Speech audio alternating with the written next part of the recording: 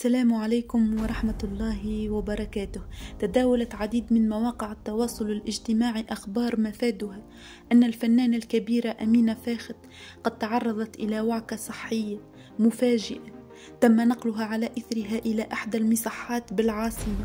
وتفيد الأخبار الواردة من محيط المطربة أمينة فاخت أنها أصيبت بانهيار نفسي حاد وحالة من الإغماء جراء وفاة فايزة المحرسي، وتعكرت حالتها ببلوغ نبأ سؤال الفنانة المرحومة عن غيابها لزيارتها والوقوف معها ومساندتها في مرضها، وهو ما صرحت به إحدى صديقات الفنانة فايزة المحرسي، حيث قالت أنها كانت من بين الفنانات التي فقدتهم خلال فترة مرضها، وهذا ما أثر في نفسية أمينة فاخت مما جعلها تدخل في حالة هستيرية.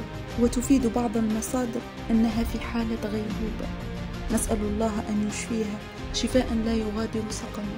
أترككم في رعاية الله وحفظه، وإلى اللقاء.